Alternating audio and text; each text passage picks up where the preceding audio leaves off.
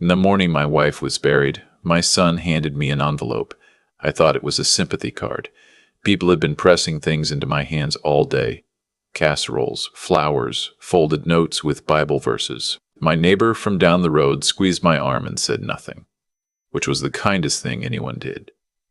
So when my son came up to me in the driveway, still in his black suit, I reached out and took the envelope without thinking. It wasn't a card. It was a letter from a law firm in Halifax, addressed to me. But he'd already opened it. "Dad," he said, and the way he said it, flat, almost rehearsed. I knew something had shifted. We need to talk about the property. I stood there in the gravel with the envelope in my hand and the smell of the October earth still on my clothes from the cemetery, and I looked at my son, my firstborn, the boy I had taught to drive on these same roads, and I did not recognize him. "Margaret's gone," he said. "The farm goes to the family trust now. That was always the plan." I didn't say anything. I couldn't. Margaret had been dead for 11 hours. His wife appeared at his elbow the way she always did, quiet and precise. She smiled at me. It was the kind of smile that doesn't reach the eyes. "We'll give you a few weeks to figure out your arrangements," she said. "But the property does need to transfer before the end of the month, for tax purposes." I was 68 years old. I had farmed that land for 41 years. Margaret and I had built the house with her father and my two brothers the summer before our wedding. The barn had been in her family since 1962. And my son was standing in my driveway, 11 hours after we put his mother in the ground, telling me it was time to figure out my arrangements. I drove to my younger son's place that night. He lived 40 minutes away in a small house outside Truro with his wife and their 2 kids.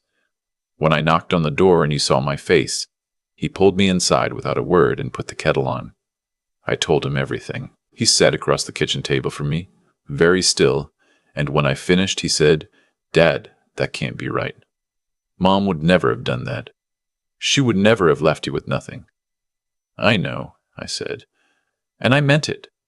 I knew Margaret. I had known her for 44 years. Whatever my older son believed, whatever papers he had, Margaret would not have done that to me. I just didn't know yet what she had done instead. The first call came 3 days later.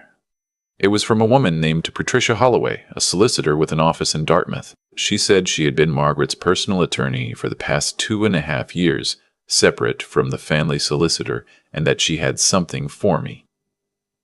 I drove to Dartmouth the next morning. Patricia Holloway was a small woman in her early 60s with reading glasses on a chain and an office that smelled like old paper and coffee.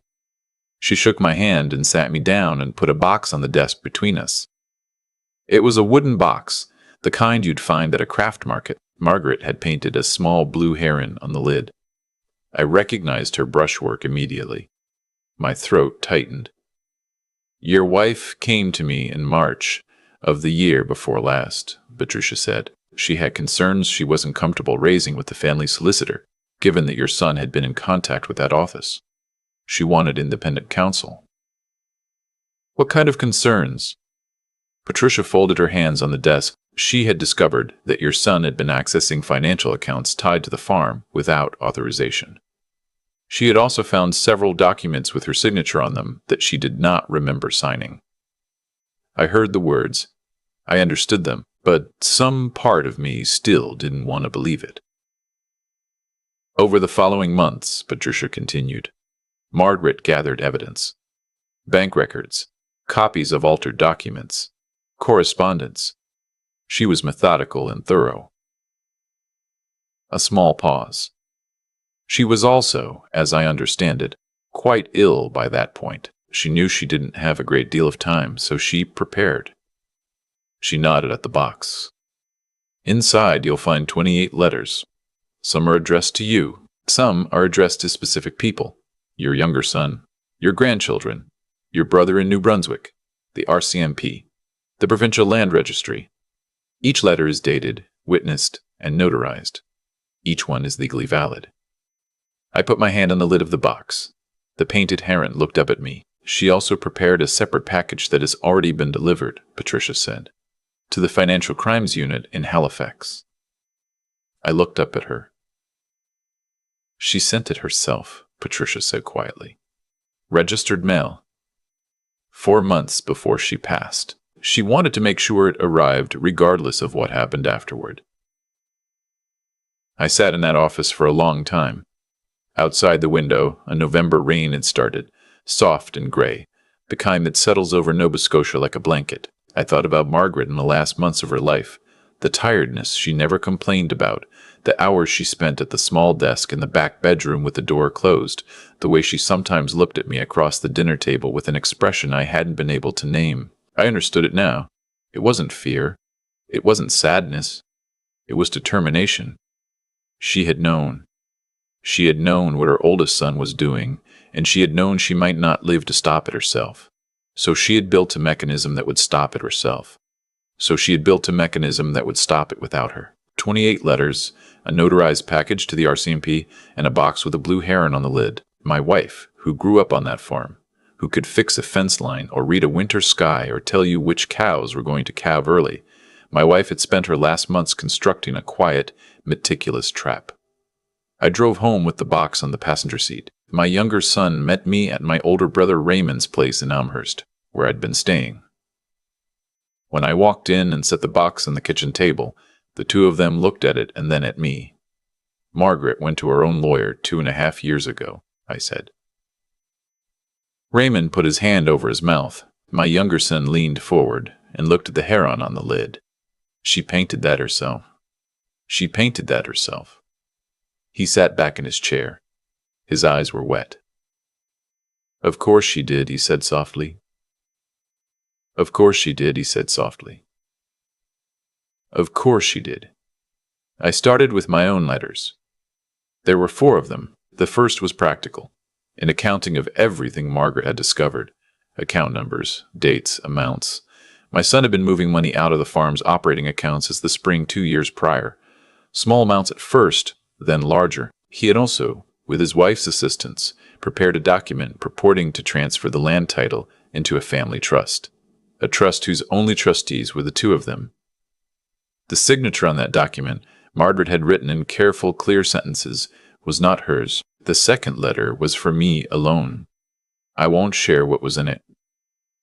That letter belongs to me, to the 44 years we spent together, to the things you say to a person when you know you're running out of time to say them. I will say only that by the time I finished reading it, I had to walk outside and stand in Raymond's backyard, in the November cold, until I could breathe normally again. The third letter was instructions. Step by step, who to call, in what order, what documents to present, which provincial offices to contact. Margaret had even included the relevant sections of the Nova Scotia Land Registration Act, with the specific clauses highlighted. My wife, who said she was bad at paperwork, who always handed the tax filings to me, had written a more organized legal brief than most people I knew. The fourth letter was addressed to my older son. She had asked me to deliver it in person. I put it aside. I wasn't ready yet. The letters to the RCMP and the Provincial Land Registry had specific instructions too. Patricia Holloway helped me file everything correctly. Within 2 weeks, a flag had been placed on the farm property preventing any transfer. Within 3 weeks, a financial crimes investigator from Halifax had called to schedule an interview. My older son called me during that time. Several times. The first call was impatient, demanding to know why the title transfer had stalled. The second was confused. The third was frightened, though he hid it under anger. He said I was tearing the family apart. He said Margaret would have wanted us to handle this privately. I thought about what Margaret would have wanted. I thought about her sitting at that desk in the back bedroom, methodical and quiet, building her case file while the illness ate at her. I thought about her going to Halifax alone, registered mail, making sure it arrived. No, I said. She wouldn't. And I hung up. The investigator's name was Constable Dufour, and she was thorough in the way investigators are when the case arrives pre-organized. Margaret had done most of the work for her. The forged signature had been handled professionally, but forensic document analysis compared it to 30 years of Margaret's signed farm records, insurance renewals, equipment loans, co-op agreements, and the discrepancy was clear. The family trust, it turned out, had been incorporated using the forged transfer as its foundational document, which meant the trust was invalid, which meant the letter my son had handed me in the driveway, 11 hours after his mother's funeral, had no legal standing whatsoever. My younger son drove up from Truro the day I learned that. We sat on Raymond's porch with coffee, even though it was cold, and I told him. He didn't say anything for a while. Then he said, "Dad, when did she know? Do you think she knew from the beginning what he was capable of?" I had thought about this. I had thought about it a great deal. "I think she hoped she was wrong," I said, and then she stopped hoping and started preparing. He nodded slowly. "That sounds like her." It did. It sounded exactly like her. The formal charges came down in February. Fraud over $5,000 and forgery, both under the criminal code. My elder son's wife was also charged in connection with the incorporation of the fraudulent trust. Their lawyer entered not guilty pleas. There would be a trial.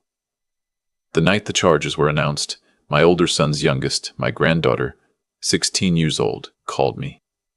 She was crying in a way that broke my heart. She hadn't known. Of course she hadn't known. She said she was sorry, and she didn't know what to do, and she still loved me. "I know you do," I told her. "None of this is on you. Not one bit of it." She cried harder. I stayed on the phone with her for an hour.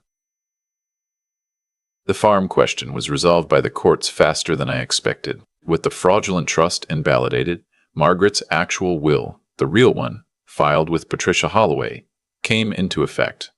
Margaret had left the farm to me, with provisions that it would pass in equal shares to both sons upon my death. She had also written a clause, quietly and without drama, specifying that any beneficiary found to have acted fraudulently against the estate would forfeit their share. Margaret had thought of everything. I moved back to the farm in March. My younger son and his wife helped me carry things in. It was a bright, cold day. The snow still thick in the north fields, the sky that particular blue you only get in Nova Scotia in late winter. I stood at the kitchen window and looked out at the barn and the fence lines and the old apple trees at the edge of the property, and I felt Margaret everywhere. She was in the way the light fell across the floor at noon. She was in the particular creak of the back door. She was in the blue heron she had painted on that wooden box, patient and watchful, standing in still water. I planted her garden in May, the way she always had. I didn't know exactly what I was doing with the perennials. That had always been hers, but I found a notebook in the back bedroom where she had written down what went where, with little sketches of the beds. She had done that recently. The ink was still dark. I'm not a man who talks easily about grief. I grew up in a part of this country where men my age were taught to carry their feelings the way you carry a load of fence posts, quietly, steadily, without putting them down until the work is done. But I will say this. The hardest part of losing Margaret wasn't the funeral, and it wasn't the legal fight, and it wasn't even the moment I stood in the driveway and understood what my son had done. The hardest part was realizing that she had spent her last months taking care of me from a distance, quietly, without asking for help, without letting me see how afraid she was, that she had sat at that desk while she was sick and tired and frightened and had thought, I need to make sure he's protected. I need to make sure the truth comes out. I need to do this while I still can. She did all of that for me. And I didn't know until she was gone. There's something about being loved that thoroughly that you don't have words for. Not at 68. Not after 44 years of thinking you understood the shape of a person. My older son's trial is scheduled for the autumn. I won't go into detail about the legal proceedings that remain pending. I'll say only that I delivered Margaret's fourth letter to him in person, as she asked. I drove to his house in the spring and rang the doorbell and handed him the envelope.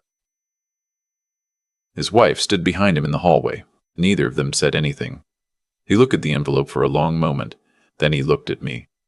I don't know what he expected.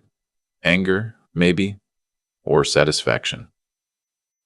What he got was just his father, standing on the step in the April mud, doing what his mother had asked. I drove home along the shore road, the way I always used to with Margaret on Sunday afternoons, and I watched the light on the water. She had left a letter for her grandchildren, too. 6 of them, each one personal, each one specific. Things she remembered, things she wanted them to know. The kind of accumulated love that a person spends a lifetime collecting and only has time to write down at the very end. I will give those letters out when the time is right, when the dust is settled, when there is a family again, shaped differently than before, but still a family. My younger son comes out to the farm most weekends now. His kids run in the fields the way he and his brother used to, back when this land was everything, and we didn't know yet what everything was worth. I watch them from the porch with my coffee, the same way I have watched children on this land for 30 years. The apple trees are blooming. The north field is planted. The blue heron shows up at the pond below the barn every morning before 8, regular as a clock, and stands absolutely still in the water and waits.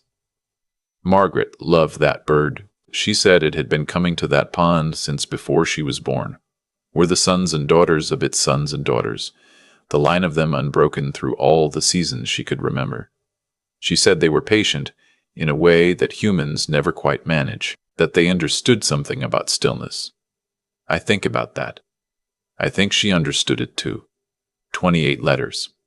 A notarized package. A box with a heron on the lid.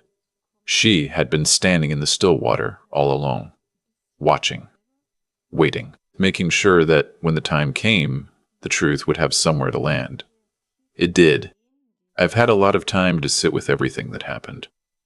Long winters on a farm give you that. The quiet, the cold, the kind of stillness that forces you to think through things you'd rather leave alone. And what I keep coming back to isn't the fraud, or the court dates, or even the moment I stood on my own driveway and realized my son had been planning this while his mother was still alive. What I keep coming back to is a simpler question. How does a person become capable of that? I don't think people wake up one morning and decide to become dishonest. I think it happens in small steps, each one a little easier than the last, because every time you choose the shortcut and nothing bad happens, you convince yourself the shortcut was fine. My son didn't forge one document and stop. He moved money in small amounts first. He tested edges, and each time the edge held, he moved a little further out. That's how it works. Not a single terrible choice, but 100 small ones that add up to something you can't take back. Margaret understood this. She watched it happen over years, and she understood it in a way I hadn't allowed myself to. I loved my son in the way fathers do, with a willingness to explain things away, to see what I wanted to see. Margaret loved him too, but she didn't let that love blind her. She kept her eyes open even when it hurt. That's not coldness. That's a kind of moral courage I didn't fully appreciate until I sat in a solicitor's office in Dartmouth and understood what she had quietly done with the last of her strength. There's something I want to say about that, about the kind of person Margaret was, because I think it matters beyond our story. She didn't act out of anger. She didn't leave those 28 letters as weapons. She left them as the truth, carefully documented, because she believed the truth deserved to exist regardless of the cost. She was sick and frightened and running out of time, and she chose to spend that time on integrity rather than bitterness. That choice, to be precise and honest when you could easily be neither, is one of the most intelligent things a person can do, and one of the rarest. I think about the farm and what it represents. 3 generations of people who understood that you get back roughly what you put in, not always immediately, not always fairly. But over time, the accounting tends to balance. My son didn't believe that. He thought he could take what wasn't his and keep it. He thought the shortcut led somewhere real. It didn't. It led to a courtroom, to a daughter who calls her grandfather in tears, to a family broken along lines that will take years to heal. And I think about myself in all of this. The things I missed, the signs I chose not to read. I carry that. A man who wants to be honest with himself has to carry the parts he got wrong alongside everything else. That's the work. Not just watching others be held accountable, but asking yourself where you fell short, what you'll do differently, who you want to be in the years you have left. Margaret left me the farm. She left me the letters. But the most important thing she left me was an example of patience, of clear-eyed love, of the kind of quiet strength that doesn't announce itself until it's needed. I intend to be worthy of it. The heron still comes to the pond every morning. I watch it from the porch with my coffee, still as stone, waiting. I'm learning to do the same.